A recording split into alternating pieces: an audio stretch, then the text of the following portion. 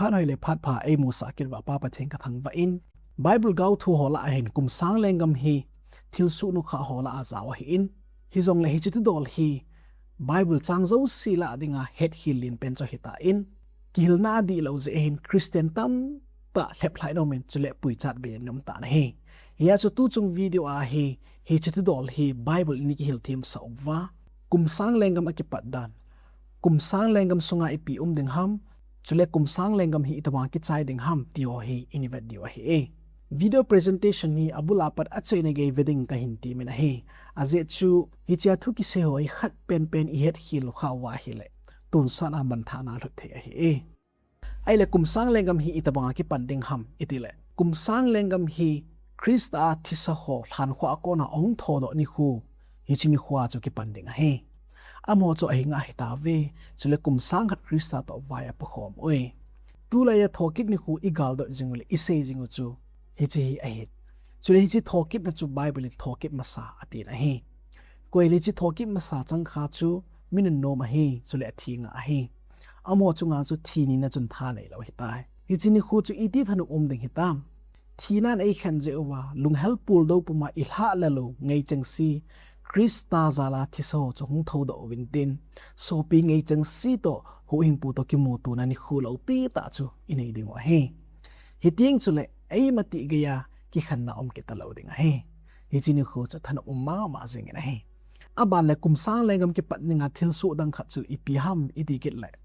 kum sang lengam ki pat adinga thil su lo pi ta chu Jesu Krista ani me ya ong kit na ni khu lo pi ta chu ding he hi chi mi chon pha athi ho ong tho do naw ni khu thokit masa itiu to chun thakhana su khom ding he pakai chu ama ta a o to vantil pi pui ogin to chule pathin sum kon gin to ki thua wana kon hong kum hlading a he chule Krista thi ho chang si chu tho do ding a he be chu zo le e ho heng na lai amo chang si hi amo chang si to van lai zola pakai lam tu dinga mei ko nga tol to wa im khom ding wa he chule chu tia chu e mati chana pakai to im khom ding wa he leng Jesu Krista chu gazo min thang ta van mei lo ma hunga vana vantil sipe zo si to ki thua cho Jesu a hung ding chule alo pi na chun van le si zo si salva so ding he ye chu Jesu Krista meeting te hung pui na ni khu hi gu thima la to ai lo le headman lo ka akila mang na kiti ho hi ai po na he ahung na ni khu chu au zen zun ding za the hi ding mit a mu the hi ding chule le si chunga mi him zo sit a het so kai ding he Krista ani veza meeting te puya hong kit ning thudol hi mihim khang tu sima thil su zo sila ngala pen cho hi na he chule kum sang lengama ki pat kon teng la hin ling pi jong ha ta ki hot ding a he hi chun call a pen o agingin van agingin a hitai chule vanui le si chunga mihim tila pat chu bang ling pi ki khalo hil hi to bang ta chun ling a ki hot ta na he kum sang lengam ong ki pat ko na Jesu Krista ani me ya hong pet chun leisi chunga mihim tila pat chu tabang ling ki hot chu khalo hil a hi in hi chi ling pi chun leisi pi cho anu ling jeng in a hi i cha chun tu kul gam zo sia jam mangam tan mulel hang ho zo a ki hol mo gam tan a hi ai le Jesu Krista ani ve a hunga chu mi chon pha ani thi sa ho le an hing na lai ho chunga thilung ho chu imuta min ai le mi chon sho chu i ti ding ham iti le pakai Jesu ta hat lo pi na vandil chang si to mei ko nga vana ko na hong kila a pathin hello le ipakai Jesu Krista thu pha zo lop chang si chunga phu ala ting le ate na he chon sip ki ti pathin to khom thelo he so pe te ho koi le Jesu Krista khela chon sit ki hlanna angai lut na thu pha zo num lo zo si chu leng zo si leng pakai yo si pakai limpua ong ni khu ting le amo zo si mul phau ding a he isai bung som la khat changli na na se bagin pakai ahong ni khu ting le mi chon si zo si hi thidiwa he aje cho akam sung su mol zola chu leisit adian ding chule mi gilo chu akam sung su hu sa tha ding he hi je phat ting chule mi chon si athi ma zo si chu athi da mum chi wa hi tia chu dan ding am ho dinga thokit na chu nai lo ding he ai le tun kum sang le ngama ki pat nan he ani num wat ki hi te me kum sang le ngama ki pat na chu Jesu Krista ani vaya ahong na ding mi chon pha thi ho tho do ding mi chon pha aning na lai ho Krista to ki mutu ding ling pi ha hot a ki hot ding mi chon si a hing na lai ho chu thi diwa he hi chang si hi kum sang lengam ki patna thil su ding dan cho hi in tun kum sang lengam sung hi itabang hi ding ham ti hi ani vekit he ti ve kum sang lengam sunga hi leisit din mun itabanga hi dem kum sang lengam sunga hi leisit ni alim le agong bai muthim nu ya hom ki wa ki jam ding he ke man leisit ka ven hi le vetan akiu sa le ahom sa hi tai chule van lam jong ka ven ai wangin khuwa anei po ve mi abang loi na ta san dan cho hi le jesu ki san lo zo si chun kum sang lengam pha sunga hi avela ki si na phat second chance anei thei diwa he ati ve hi chu ai thei mong dem hi thei nai sai lo ding a hi a jesu kum sang lengam ki pat ko ra jesu krista anni ve ya mi thing te puya hung pe na chu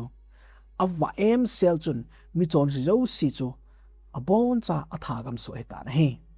chule thilu mu chu hay om ding ham itia hi le chule hi chini khwa pa kai je mi tha sa ho chu leisit manglang khat apat amang lang khat ge ya ki zamat su hil ding a he ve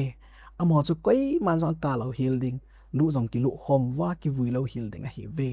abon cha vin amo chu tul hanga e banga ki the thang jing ding a hi ve ya chu kum sang khat sunga hi mi chon si ho hinglo ding a hi ve ti hi bible chun ki chi selen e mu sa we na he chi het hi pi ji apoi mo ham itia hi le phat avai ge masanga hi jesu krista ki san lo a kho dan hi ki chin ta e mu sa we na he ye chu ki si kit na phat second chance ki ti hi jesu krista ahung zo ting le nung ta lo ding he ai la kum sang khat sunga chu satan hi ipi ti ding ham hoya ding ham chuin lei ong he na le thi khaw choya ban til khat bana ko na hung kum la kamun he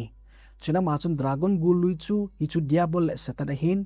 aman in chun akanin kum sang khat ge ding in lei ong a chuna saplu ta na he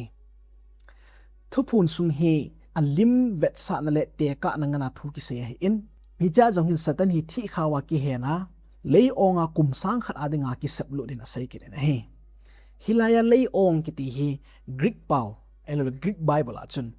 greek new testament bible a chun abusos akiti nahi hi chi old testament bible greek pau pe na chun simtil bu bung khat sang nin a simtila leisit chu alim le agong bai a hi kiti sein an amang ki na hi ahin leisit chu alim le agong bai a hin lain achunga thimpi ni zingi hi chi a hi abusos tia greek old testament bible chun aman ki nahi hi ta banga chu kum sang khat sunga jong hi leisit alim le agong bai ki le kit ding chu le thimpi jing ding asai na hi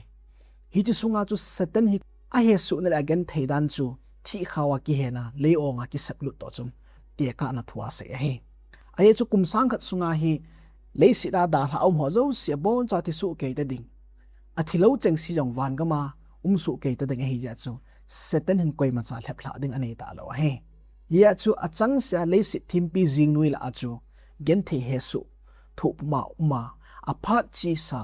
anato agit lo na le achon sit na zo si kinung bet na phat aman ding he ning le lai ki halta a kum sang khat sung hi leisi muthim nu ya chu satan hin khu man ding he ai le kum sang khat sunga chu mi chon pho hin wanai pi bol diu ham amo chu kum sang khat sunga wan ga ma am hi ta ve ti chu bible a kon ki chi tani mu thei be na hi ai la wan ga ma chu moi ni pi bol diu ham itile ke man lal to na phe kamun achunga to ho su thutan vai ho ma pi do he chule jesu thu he du sa za le pathin thu za la alu ki tan ho chule sahim chule alim che bei bu lo a chal le khot wa mial chi na kila a kitchen lo amo cheng si thagao hinga chu kamu na he amo chu hinga he ta ve chule kum sang khat krista to vai apu khom oi mi chon pho chu kum sang khat sunga hi wana thutan vai hom na akipi tin bible chuna sei zena he mi chon phon thu tan niu hi tia ki sei pi ki sei na hi dem itile I het ding khat chu tu idam lai sung wa hi christian zo si chunga hi pathin thutan na si ma he hi chu thutan na ma sa ki ti na hi ai le chi thutan na ma sa hi kum sang lengam ong ki pat kon jesu krista anni waya mi thing te puya ong ding le hin ki chai chat ding a hi bible na sei banga mi zo si hi ama thil bol a chona dung zui cha to man san sa dinga kong ning a hi tin jesu krista na sei zin a hi ya chu jesu krista ni we ya hunga hi I thil bol le I to dung zui a to man a hin pu ai ya chu thutan na khat cho ni ma sai tai ti chu ki mo he ai le kum sa lengam sa mi thing ten thutan na nei diu ati chu ipiam itia hele mi thing ten vana le khabu ho zo si chu apho ke wa vanui chung thu ki ji lu zo si chu avel la diwa he hi chi ting le chun vangam kai dinga gin chat ta le kine pi ta vangam kai zo lo mi tam ta amu dewa he hi chi ting chule vangam kai zo to lo mang tha zo si pasal nu mai chule vantil ho zo si chu vangam akai lo na je opathina mat sa din he chi ting le chun mi thing ho chun pathin thu tan le vai hom chu at the in aphai tian nam dat na abol liwa he in hi chu mi thing te thu tan le vai hom na ke pi doi tia sai na chu he ai le tun kum sang lengam dan su aveling khat be nung vet ki te be kum sang lengam sunga hi leisit ki susia thim pi jing ding satan leisit na hlep ding nei lo wa ki hen ding kum sang khat sunga hi mi chon zo si leisit a thi su ke ding kum sang khat sunga hi vana mi thing te thu tan le vai hom na ke pi ding a he ai le azona ding in kum sang lengam ki chei dan hi itabang hiding ham ani vekit hi te be thupuna zoning gawa mudung zuin kum sang lengam ki chei na hi hitina sei jana he chule ai nei pu hi nga dinga ki zema ki gus dema monu banga khupi thing Jerusalem tha chu pathin kom wana kona ahum kumla kamui Jerusalem tha pathin chen na van khupi thing ta chu wana kona leisina hum kumla dinga hi ta na he hi cha chu Jesu Krista to mi thing te apon chawa hum kumla khom so ke diwa he ding le leisina Olivet hang chunga chu pathin hi chi mi thing te chen na khupi dei ta chu ai na ding a he ven pakai din ni khu khat ong lunge hi chi ni khu teng chule pakai jan again phang te nya Jerusalem khupi mai ni sulama olive mu shanga hin chut ding a he chuta le pakai na pathin hung in tin ami thing te zo si zo ama pa hung kil han ding a he ga ti ding chun hi chia Jesu hung kum na he leisi da dinga Jesu Krista ahung kum na athum be na he ta na he ama spena ahung kum la na chu hi le su limpua kineu sata Bethlehem ahung pinga vanui chon si pumang ninga ahung na chu in anni ve ya hung na chu hi le galzo min thangta lengzo sileng pakai lo si pakai banga hunga leisi da mithing te ahung pui to ni khu chu in athum ve na chu hi le tuai sei pe nu mithing te to khupi dei ta kum sang khat zowa ahung kum la na chu hi he hi chilai ta Jesu Krista to mithing te to Jerusalem tha chu vana kona leisin ahung kum la lai ta chu leisin a mi chon si ho hi thina lai ding a hi men ai le ahung kum la zo ting le chun pi chi mi chon si ho chu i pi hung ticket ding tam i ti le hi chi kum sang khat chol him ma sang sia chu mi thiamo chang si chu hing do lo hi ve kum sang khat ahung ki chei chat le mi chon si a thi ho zo si chu hung hing do ding a hi ta ben he amo loi chu ahung hin do ting le mi thing ho hi pi ticket di hitam i ti ai le chule kum sang khat chu hin ting le satan chu ati he na ko na ke la do a vanui le sitning lia chengnam tin vai pi ti khangli na nial lisat gok le me gok chu do ha hem la gar sa na ki khop sa dinga hung do dinga he hi chai satanin nam tin chitin a kona ngim hung do zo si chu pathin vai hom na do dia satanin gal nu kha pen sa dia a hin til lo ki dinga he amo zo si hi hoi thon le kilit sa na ja ani thiwa he pu a zong hi cho zo si vok puma zo hung do ki na he na he hi chin ni khu ting le hin leisi na ani ki sei min thangjing gal hat ho mi hang san ho hi tho zo si satanin aloi loi za a hin gol kina gal ma son dinga a hin nan si ki ding nan he kamu na he song le hung zong hung di te ding he ai la che pet ta la chun ipi hung so do ding ham i ti ai le chuna mo chu lei vai kha tanin a lei limin akunun mi thing hunga phul le khupi dei ta chu om ki mel ta ve hi chun vana ko ni me hong han am ho chu akawan ta la he hi chia mei ki sei pen hi bible atila bula patna meidil elo damun tia ani seijing chu a he ama wang mi chon si ho ki su mang masang chana hi thil su masading khan omin hi chui phem ti le lalto na ka nga thutan na iti hi masading a he chuin lalto na lin chungnung abana bang khat le chunga to pa chu kamun ama ang sunga kon chun vanui le sit le vana sa mang ta he hi chia lalto na maya chun mi thi ho zo si alin aneu adin kamun chawin le khabu phe khat aphongoi chun hin le khabu tiwin achum kha jong aphong na he chun chi chu le khabu a ki sundung zui chun mi thi ho chu ama thil bol dung zui chin athu tan ta ben he chu pha chun ti khanglin ama mi thi zo si cho hin le do in chu le thi na le mi thigam zong ama a mi thio chung se hin le do su ke ta ve chu da thil bol dung zui chin athu akitan ta na he hi che phat sung ka hi le sim ti la pa na mi ma hung ping ta zo si tha kha na hom na pe cho he mi chon si zo si chu khupi pam la ma su ke dingu mi chon pha ho zo si chu khupi sunga chu ding o he hi chi ting chu le tha kha ta pathenin mi chon si hoin khu thi sim chi sa zo si chu mu thei le vet do thia wana kona akive thei kha na hin su do ding a he hi chi phat ting le chun ipga van gam kai lo ka hi vem ti ho chu hlang phung ta amol amon a hin ki mu do su ke dio he lungchang ta a ki khial na nei thei lo hi jong leo hi chi phat ting le chun khup zo si dir su ding le zo si na phun ning pathin phat na le adi na cho phun su ke dio setan ama ta jing zong pathin di na ya phun no ding a he pa kai jin mi nam kim ka anga dir su chi ding ati le zo sin pathin ama cho ya phun ding a he tia ka hin na ka ha si la hi tin ki sun e chi zo ting le chun vani le sit pum pia chon sit hi su be hi ta ding a hi in hi chu thutan vai hom athum na le anu kha pe na hi ta na he imu bang chun wana ko ni me hong khila in mi chon si zo si chu akavam ta na he mi tam ta in ata san dan chu hi le nei di la mi chon si ho atun so a thi thelo wa ki go ding a hi ati ve ain la tua bible imu dung zu chun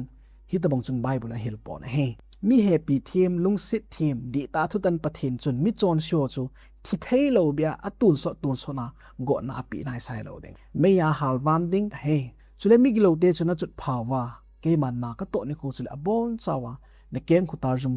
noi zawa leiwi ma ki jam dio hi tin thanei pen pa kai jan a sei je bible hi ta ma pathin na to nei na to ke dang ati na he pa kai pathin ke ma ka hing jinge tin a sei jin ke ma mi gilo thi na chunga